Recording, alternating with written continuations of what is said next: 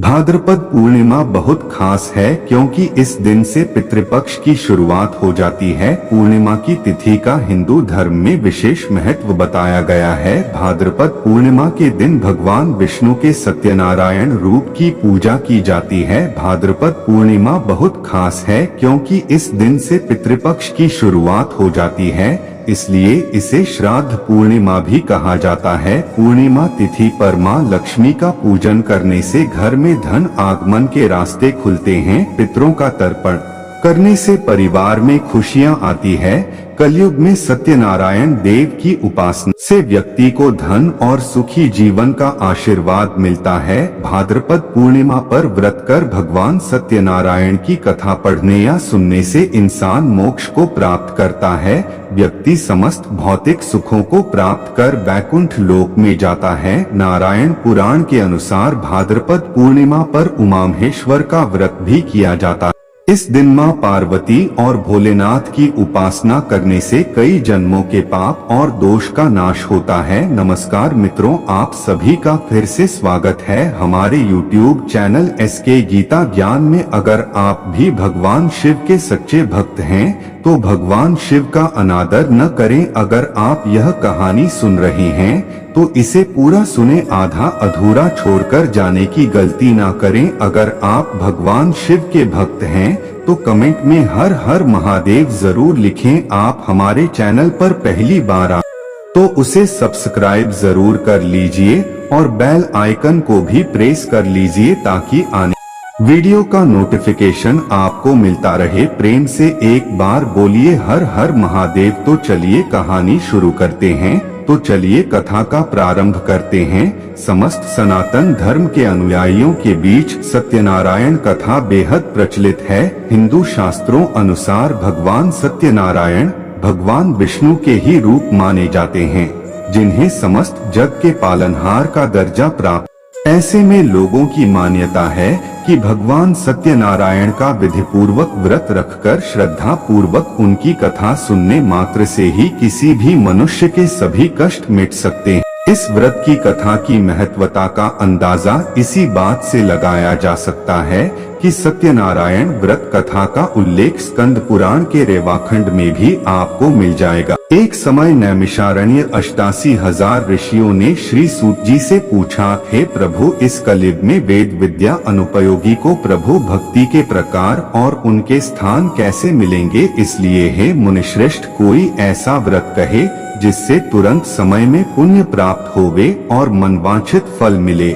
ऐसी कथा सुनने की हमारी इच्छा है। सर्वशास्त्र ज्ञाता सूत जी बोले, हे वैष्णवों पूज्य, आप सबने सर्व जादूगर के हित की बात पूछी है। अब मैं उस श्रेष्ठ व्रत को आप लोगों से कहूँगा जिस व्रत को नारद जी ने लक्ष्मी नारायण से पूछा था। एक समय योगीराज नारद जी दूसरों के हित की इच्छा से अनेक लोकों में घूमते हुए मृत्युलोक, वहाँ बहुत सारी योनियों में हुए कट्टर वाणी सभी उपदेशों को अपने कर्मों के द्वारा अनेक दुखों से पीड़ित दर्शक ने सोचा कि किस यत्न के करने से निश्चित ही आपके दुखों का नाश हो। सुविधा नारद ऐसा मन में विष्णुलोक चले गए। श्वेत वर्ण और 4 भुजाओं वहाँ वाले देवों के ईश नारायण को, जहां हाथों में शंख चक्र गदा और पद्म थे तथा वरमाला पहने हुए थे, देखकर स्तुति करने लगे। हे भगवान, आप अत्यंत शक्ति से परिपूर्ण, मन और वाणी भी नहीं पा सकते। आपका आदि मध्य और अंत नहीं है। निर्गुण स्वरूप सृष्टि के कारण भूत व भक्तों के दुखों को नष्ट करने वाले हो। आपको मेरा नमस्कार है। नारद जी से इस प्रकार की स्तुति पूज्य विष्णु भगवान बोले, हे मुनिश्रेष्ठ, आपके मन में क्या है? आपका यहाँ किस काम के लिए आगमन हुआ है? निहार्द्र कहो। तब नारद मुनि बोले, मृत्युलोक में सभी मनुष्य जो अनेक योनियों में जन्म लेते हैं, उनके कर्मों द्वारा अनेक प्रकार के दुखों से दुख हो रहा है। हे नाथ, मुझ पर दया हो तो बताइए कि प्रयोग के सभी दुखों को सरल से प्रयास से कैसे दूर किया जा सकता है? श्री भगवान जी बोले, हे नारद, बहुत अच्छी बात है। व्रत के करने से मनुष्य मोह से छूट जाता है। मैं वह कहती हूँ, सुनो, बहुत पुण्य देने वाला, स्वर्ग और मनुष्य लोक दोनों में दुर्लभ एक उत्तम व्रत है। आज मैं प्रेमवश परास्त हुआ हूँ। सत्यनारायण का यह व्रत अच्छी तरह से स्पष्ट होता है।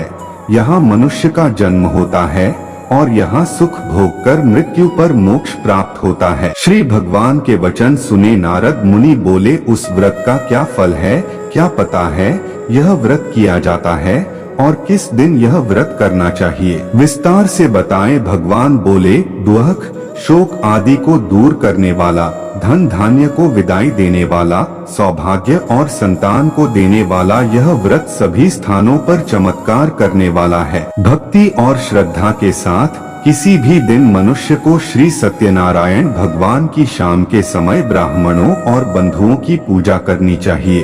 भक्ति भाव से नैवेद्य, केले का खम्भ, घी, दूध और गेहूं का मूल मंत्र सवाया लेवे। गेहूं के अवतरण में 60 के नमूने, शक्कर तथा गुड़ ले और सब भक्ति पदार्थ जमा करके भगवान को अर्पण कर देवे तथा बंध्याओं सहित ब्राह्मणों को भोजन करावे। स्वयं भोजन करे, नृत्य गीत आदि का आचरण कर सत्यनारायण भगवान का स्मरण करते समय अभिषेक करें। इस तरह का व्रत करने की सलाह पूरी होती है। यथार्थ कलिकाल में भूमि पर यही मोक्ष का सरल उपाय है। सूत जी बोले, हे ऋषियों, पहले समय में इस व्रत को किया जाता है, उनका वृतांत कहता हूँ, ध्यान से सुनो। सुंदर काशी नगरी में अति निर्धनपुरी ब्राह्मण रहता था। वह भूख और प्यास से अचंभित थी, नित्य ही पृथ्वी पर घूमती थी। ब्राह्मणों से प्रेम करने वाले भगवान ने ब्राह्मणों को दर्शन देने के लिए कहा। ब्राह्मणों का रूप धरकर उनके पास जा आदर के साथ पूछा, हे विप्र, नित्य दुखी हुई पृथ्वी पर क्यों घूमती है? हे श्रेष्ठ ब्राह्मण, ये सब मुझे कहो, मैं चाहता हूँ। मैं ब्राह्मण बोला, मैं बहुत निर्धन ब्राह्मण हूँ, भिक्षा के लिए पृथ्वी पर फिरता हूँ। हे भगवान, अगर आपको इसका उपाय पता हो तो कृपया कर कहो। वृद्ध ब्राह्मण बोला कि सत्यनारायण भगवान मनोवांछित फल देने वाले हैं, इसलिए है ब्राह्मण तू उनका पूजन कर, जिसके करने से मनुष्य सब दुखों से मुक्त होता है। ब्राह्मण को व्रत का सारा विधान बताकर ब्राह्मण का रूप धारण करने वाले सत्यनारायण भगवान का अंतर्धान हो गया। इस व्रत को वृद्ध ब्राह्मण ने बताया है, उसे पढ़े। यह निश्चय करने पर उस ब्राह्मण को भी नींद नहीं आती, वह सवेरे ही उठता है, सत्यनारायण के व्रत का निर्धारण कर भिक्षा के लिए चला। उस दिन भिक्षा में बहुत सा धन मिला, जिससे बंधु बांधवों के साथ उसने सत्यनारायण का व्रत किया। ऐसा करने से वह ब्राह्मण सब दुखों से छुटकर अनेक प्रकार के प्रतिबंधों से युक्त हो गया। उस समय वह ब्राह्मण हर मास व्रत करने लगा। इस प्रकार सत्यनारायण भगवान के व्रत से जो भी भगवान का व्रत करेगा, सब पापों से छुटकर मोक्ष प्राप्त होगा। इस प्रकार नारद जी ने सत्यनारायण का कहा, यह व्रत उद्बोधन कहा। हे विप्र, अब मैं और क्या कहूँ? ऋषि बोले, हे मुनीश्वर, दुनिया में इस ब्राह्मण ने किस किस से सुना यह व्रत? हम सब यही चाहते हैं, इसके लिए हमारे मन में श्रद्धा है। जी बोले, हे मुनियों, जिसने यह व्रत किया है वह सब सुनो। एक समय जब वह ब्राह्मण धन और ऐश्वर्य के बंधुओं के अनुसार बंधुओं के साथ व्रत करने की तैयारी कर रहा था, उसी समय एक लकड़ी चुराने वाला बुढ़ा आदमी आया और बाहरी लकड़ियों को ब्राह्मण के मकान में ले गया। उससे दुखी लकड़हारा व्रत करते हुए ब्राह्मण को नमस्कार करके निवेदन किया कि आप यह क्या कर रहे हैं और इसे करने से क्या फल मिलता है, कृपया करके मेरी कहो। ब्राह्मण ने कहा, सभी मन को पूरा करने वाला यह सत्यनारायण भगवान का व्रत है, इसकी ही कृपा है मेरे यहाँ धन धान्य आदि की वृद्धि हुई है। ब्राह्मण से व्रत के बारे में जानकर लाखारा बहुत ही आकर्षक चरणामृत ले और प्रसाद खाने के बाद अपने घर आया। लकड़हारे ने मन में इस प्रकार का संकल्प लिया कि आज ग्राम में लकड़ी डालने से जो धन मिलेगा वही सत्यनारायण देव का उत्तम व्रत करेगा। यह मन में विचार कर वह बूढ़ा लकड़हारा लकड़ियां अपने सिर पर किराए पर जिस नगर में धनवान लोग रहते थे, वह ऐसे सुंदर नगर में गया था। उस दिन वहाँ बूट्स को उन लकड़ैरियों का दामन से कुछ दिन पहले चौगुना मिला था। तब वह बुढ़ा लकड़हारा दाम ले और अति आकर्षक अभिनय पक्के केले की फली, चीनी, घी, दूध, दही और गेहूं का उदाहरण सहित सत्यनारायण भगवान के व्रत की कुल को अपने घर ले गया। फिर उसने अपने भाइयों को विधि के साथ भगवान का पूजन और व्रत किया। उस व्रत के प्रभाव से बुढ़ा लकड़हारा धन धान्य आदि से युक्त हुआ और संसार के समस्त सुख भोगकर बैकुंठ को चला गया। फिर उसने अपने भाइयों को विधि के साथ भगवान का पूजन और व्रत किया। उस व्रत के प्रभाव से बुढ़ा लकड़हारा धन धान्य आदि से युक्त हुआ और संसार के समस्त सुख भोगकर बैकुंठ को चला गया। फिर उसने अपने भाइयों को विधि के साथ भगवान का पूजन और व्रत किया। उस व्रत के प्रभाव से बुढ़ा लकड़हारा धन धान्य आदि से युक्त हुआ और संसार के समस्त सुख भोगकर बैकुंठ को चला गया। सूत जी बोले, हे श्रेष्ठ मुनियों, अब मैं आगे की एक कहानी कहता हूँ। प्राचीन काल में उल्कामुख नाम का एक महान ज्ञानी राजा था। शिव भक्त और सत्यवक्ता थे। प्रतिदिन मंदिरों में गरीबों को धन देकर उनके दुख दूर किए जाते थे। की पत्नी कमल के समान सुंदर मुख वाली और सती नाभि थी। दिन भद्रशिला नदी के तट पर वे दोनों विधानों सहित श्री सत्यनारायण भगवान का व्रत कर रहे थे। समय वहां साधु नामक एक वैश्य आया। उसके पास व्यापार के लिए बहुत सा धन था। वह वैश्य नाव को नदी तट पर जाकर राजा के पास आया। राजा को व्रत करते हुए देखकर उसने अनुष्का से पूछा, हे राजन, यह आप क्या कर रहे हैं? मेरी सुनने की चाहत है, कृपया आप इसे मुझे भी समझाइए। महाराज उल्कामुख ने कहा, हे साधु वैश्य, मैं अपने बंधुओं के साथ पुत्र की प्राप्ति के लिए श्री सत्यनारायण भगवान का व्रत और पूजन कर रहा हूँ। राजा के वचन से प्रसन्न होकर साधु नामक वैश्यों ने आदर से कहा, हे राजन, मुझे भी इसकी संपूर्ण विधि विधान बताएं। मैं भी आपके कहे के अनुसार इस व्रत को बेचता हूँ। भी कोई संतान नहीं है, मुझ पर विश्वास करो। इस उत्तम व्रत को करने से मुझे भी संतान होगी। राजा से व्रत के सब विधान सुन व्यापार से निवृत्त हो वह वैश्य सुख अंधकार अपने घर आया।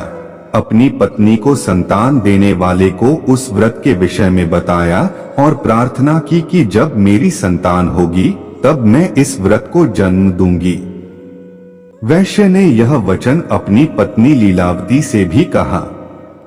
एक दिन उनकी पत्नी लीलावती श्री सत्यनारायण भगवान की कृपा से अशुभ हो गया। 10वें महीने में उसने एक अति सुंदर कन्या को जन्म दिया। दिन दिन वह कन्या इस तरह बढ़ती है जैसे शुक्ल पक्ष का चंद्रमा बढ़ता है। का नाम उन्होंने कलावती रखा। तब लीलावती ने कहा कि आपके पति को याद है कि आपने जो भगवान का व्रत करने का संकल्प लिया था, अब आप उसे पूरा करें। साधु वैश्यों ने कहा, हे प्रिय, मैं कलावती के विवाह पर इस व्रत को मनाता हूँ। इस प्रकार अपनी पत्नी को पासपोर्ट देकर वह विदेश व्यापार करने लगा। कलावती पितृगृह में वृद्धि प्राप्त हुई। आगे देखें, साधु ने जब नगर में सखियों के साथ अपनी वयस्क बेटियों को प्रतियोगिता देखी तो उससे विवाह की चिंता हुई। तब उन्होंने एक दूत को कॉल करते हुए कहा कि उनकी बेटी के लिए कोई सुयोग्य वर देखना नहीं है। दूत साधु नामक वैश्यों की कन्या के लिए एक सुयोग्य वाणिक पुत्र ले आया। उस सुयोग्य लड़के के साथ साधु नामक वैश्यों ने अपने बंधुओं सहित आकर्षित होकर अपनी बेटी का विवाह कर दिया। दुर्भाग्य से विवाह के समय भी सत्यनारायण भगवान का व्रत करना भूल गया। इस पर श्री सत्यनारायण भगवान अत्यंत क्रोधित हो गए। उन्होंने वैश्यों को श्राप दिया कि शत्रु दारुण दुहक प्राप्त होगा और फिर अपने कार्य में कुशल वह वैश्य अपने साथियों सहित नावों का बेड़ा लेकर व्यापार करने के लिए सागर के निकटवर्ती रतनसारपुर नगर में स्थित था। रतनसारपुर पर चंद्रकेतु नामक राजा राज करता था। दोनों पुरोहित जमाई चंद्रकेतु राजा के उस नगर में व्यापार करने लगे। एक दिन भगवान सत्यनारायण की माया से प्रेरित होकर एक चोर राजा चंद्रकेतु का धन चुराकर भाग रहा था। राजा के दूतों को पीछे तेजी से देखने को मिला। चोर ने भयभीत राजा के धन को वैश्यों की नाव में रखा जहां वे अत्याचार जमाई किले थे और भाग गए थे। जब दूतों ने उस वैश्य के पास राजा के धन को देखा तो उन्होंने उन पुरोहित दामाद को ही चोर समझ लिया। वे उन प्यारे दामाद दोनों को छोड़कर चले गए और राजा के सबसे गहरे जंगल बोले, आपका चुराए धने वाले ये दोनों चोर हम नामांकित हैं। अवलोकन आज्ञा पालन। तब राजा ने बिना उस वैश्य की सुने महारा कारागार में बात की आज्ञा दे दी। इस प्रकार राजा की आज्ञा से अकेले में डाल दिया गया और उनका सारा धन भी छीन लिया गया। सत्यनारायण भगवान के श्राप के कारण उस वैश्य की पत्नी लीलावती और पुत्री कलावती के भी घर पर बहुत दुख हुआ। उनका सारा धन चोर ले गए। मानसिक एवं शारीरिक पीड़ा तथा भूख प्यास से अति दुखी हो भोजन की आस में कलावती एक ब्राह्मण के घर गई। उसने ब्राह्मण को श्री सत्यनारायण भगवान की व्रत विधि अनसुनी करते हुए देखा। वह कथा अविश्वासी और श्रद्धा अविश्वास प्रसाद ग्रहण कर रात को घर आई। माता कलावती से पूछा, हे पुत्री, तू अब तक कहाँ रही? मैं तेरे लिए बहुत चिंतित था। माता के शब्द सुन कलावती बोली, हे माता, मैंने एक ब्राह्मण के घर श्री सत्यनारायण भगवान का व्रत देखा और मेरी भी उस उत्तम व्रत को करने की इच्छा है। माता ने कन्या के वचन सुने सत्यनारायण भगवान के पूजन की तैयारी की। उन्होंने अन्य बंधुओं सहित श्री सत्यनारायण भगवान का पूजन व व्रत किया और वर मांगा कि मेरे पति और मित्र जल्दी ही घर लौट आएं। साथ ही विनती की, हे प्रभु, अगर हमसे कोई भूल हुई हो तो हम सब अपराध क्षमा करें। श्री सत्यनारायण भगवान इस व्रत से प्रसन्न हुए। उन्होंने राजा चंद्रकेतु को स्वप्न में दर्शन देकर कहा, हे राजन, जिन दोनों वैश्यों को छोड़ दिया गया है वे निर्दोष हैं, उन्हें सुबह ही छोड़ दो। उनका सब धन जो बनाया गया है दो लौटाएं, अन्यथा मैं बाइबल, राज्य, धन, पुत्रादि सब नष्ट कर दूंगा। राजा से ऐसे वचन में भगवान अंतर्ध्यान हो गए और फिर प्रातः काल के राजा चंद्रकेतु ने दरबार में अपना सपना देखा और सैनिकों को आज्ञा दी कि दोनों वैश्यों को कैद से मुक्त कर दरबार में ले आए। दोनों ने ही राजा से मुलाकात की। राजा ने कोमल वचनों में कहा, हे महानुभावों, अंधकार अज्ञानतावश ऐसा कठिन दुख प्राप्त हुआ है। अब सुरक्षा कोई डर नहीं है, मुक्त तुम हो। इसके बाद राजा ने नए नए वस्त्राभूषण पहने और अपना छोटा धन ले लिया, जिसे दुगना ने वापस कर अदर से विदा कर दिया। दोनों वैश्य अपने घर को चल दिए। उसे दुगना रिटर्न कर आदर से विदा किया गया। दोनों वैश्य अपने घर को चल दिए। उसे दुगना रिटर्न कर आदर से विदा किया गया। दोनों वैश्य अपने घर को चल दिए। सूत जी ने आगे कहा, वैश्य ने यात्रा की और अपने नगर को चलाया। पंडी वेशधारी श्री सत्यनारायण भगवान से उनकी थोड़ी दूर आगे की वृद्धि पर उनकी परीक्षा लेने के लिए प्रश्न पूछते हैं। हे वैश्य, नाव तेरे में क्या है? अभिमानी वाणिक हंसता हुआ बोला, हे दांडी, आप क्यों हैं? क्या धन लेने की इच्छा है? मेरी नाव में तो बेल के पत्ते हैं। वैश्यों के ऐसे वचन दंडी वेशधारी श्री सत्यनारायण भगवान बोले, गरीब वचन सत्य हो। ऐसे ही वे वहां से चले गए और कुछ सुदूर समुद्री तट पर चले गए। दांडी महाराज के जाने के पृष्ठ पर वैश्यों ने नित्य क्रिया से निवृत्त होने के बाद नाव को ऊंची ऊंचाई पर जाकर देखा और नाव में बेलपट्टे देखकर आदि मूर्छित हो जमीन पर गिरा दिया। मूर्छा स्कूटर पर अति शोक करने लगा। टैब में उनके मित्र ने कहा, आप शोक न करें, यह दांडी महाराज श्री काप है। असल में हमें उनके शरण में ही चढ़ना है। हमारे दुखों का अंत क्या होगा? वे वैश्य दंडी भगवान के पास पहुँचे और अत्यधिक भक्तिभाव से बोले, मैंने जो तुमसे असत्य वचन कहे थे उनके लिए मुझे क्षमा कर दो। ऐसा कहकर उसने शोकतुर होकर रोना शुरू कर दिया। दंडी भगवान बोले, हे वणिक पुत्र, मेरी आज्ञा से ही बार बार दुख कष्ट प्राप्त होता है। तू मेरी पूजा से विमुख होता है। उस वैश्य ने कहा, हे भगवान, आपकी माया को ब्रह्मा आदि देवता भी नहीं जान सकते, तब मैं मूर्ख दयालु कैसे जान सकता हूँ? आप खुश होइए, मैं अपनी क्षमता आपकी पूजा स्थल, मेरी रक्षा अखलाक और मेरी नाव को पहले के समान धन से बढ़ावा दें। उनकी भक्ति से परिपूर्ण वचन सुनकर श्री सत्यनारायण भगवान प्रसन्न हो गए और उनकी इच्छानुसार वर से अंतर्ध्यान हो गए। तब मित्र और मित्र दोनों ने नाव पर ज्ञान देखा कि नाव धन से बढ़िया है। वह विधि विधान से भगवान सत्यनारायण की पूजा कर साथियों सहित अपने नगर को चला गया। जब वह अपने नगर के निकट पहुंचा, तब एक दूत को अपने घर भेजा। दूत ने साधु नामक वैश्यों के स्वामी पत्नी को नमस्कार किया और कहा, तुम्हारे पति अपने जमाता सहित इस नगर में डूबे हुए हैं। ती और उनकी कन्या कलावती उस समय भगवान की पूजा कर रही थीं। का वचन सुनकर साधुओं की पत्नी ने बड़े हर्ष के साथ सत्यनारायण भगवान की पूजा की और पुत्री ने अपने से कहा, मैं अपने पति के दर्शन करने जा रही हूँ, तू पूजन पूर्ण कर शीघ्र आ जाना।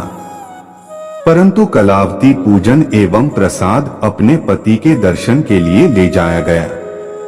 पूजन एवं प्रसाद की आज्ञा के कारण भगवान सत्यनारायण ने रुष्ट हो उनके पति को नाव में पानी में डुबो दिया। कलावती अपने पति को न सहारा रोती हुई जमीन पर गिरा दिया। नाव डूब गई और कन्या को रोती हुई देख साधु नामक वैश्य द्रवित हो गया। हे प्रभु, मेरे या मेरे परिवार से अज्ञानतावश जो अपराध हुआ है उसे क्षमा करें। ऐसे वचन से सत्यदेव भगवान प्रसन्न हो गए। आकाशवाणी हुई कि वैश्य बेटी, मेरा तेरा प्रसाद ठीक है, इसलिए इसका पति अदृश्य हो गया। यदि वह अपने पति के लिए प्रसाद ग्रहण करता है तो यह निश्चित रूप से आवश्यक है। आकाशवाणी से अभिभूत कलावती ने घर पहुंचकर प्रसाद ग्रहण किया और फिर अपने पति को पूर्व रूप में प्रसन्न किया और उसने अपने पति के दर्शन किए। तत्पचाचा सहित साधु वैश्यों ने जहाँ बंधु बांधवों सत्यदेव की विधि का पूजन किया, उसे इस लोक के सभी प्रकार के सुख भोग कर अंत में मोक्ष प्राप्त हुआ। श्री सूत जी बोले, हे ऋषिगण, मैं एक और कहानी कहता हूँ, आप सभी ध्यान से सुनो। सदा पेज के लिए चिंतित तुंगध्वज नाम का एक राजा था। उन्होंने भगवान सत्यनारायण का प्रसाद त्याग कर बहुत कष्ट पाया। एक समय राजा वन में शत्रुओं को बड़े के वृक्ष के नीचे आया। वहां उन्होंने भक्तिभाव से बंधुओं सहित श्री सत्यनारायण जी की पूजा की, परंतु राजा ने अभिमान के कारण कोई भी बात न देखी और न ही सत्यदेव भगवान को नमस्कार किया। जब ग्लोन्स ने भगवान का प्रसाद उसके सामने रखा तो वह प्रसाद अपने नगर में ले आया।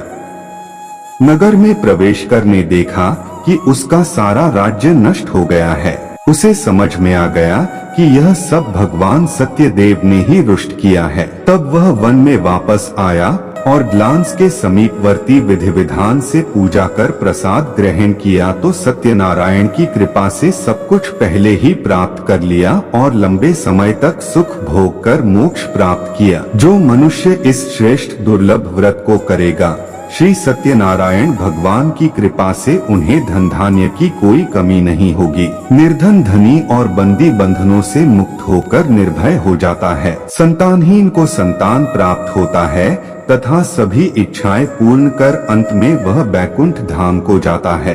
अब इनके बारे में भी जानिए। पहले किया था ये व्रत, अब उनके दूसरे जन्म की कथा भी सुनिए। शतानंद नामक वृद्ध ब्राह्मण ने सुदामा के रूप में जन्म श्री कृष्ण लेकर की भक्ति एवं सेवा कर बैकुंठ प्राप्त किया। उल्कामुख नामक महाराज राजा दशमीर बने और श्री रंगनाथ का पूजन कर मोक्ष प्राप्त हुआ। साधु नाम के वैश्यों ने धर्मात्मा व सत्य प्रतिज्ञ राजा मोरध्वज को अपने पुत्र के पास से चिरकर बैकुंठ धाम प्राप्त कराया। महाराज तुंगध्वज स्वयंभू मनु बने। उन्होंने बहुत से लोगों को भगवान की भक्ति में लीन होकर बैकुंठ धाम प्राप्त किया।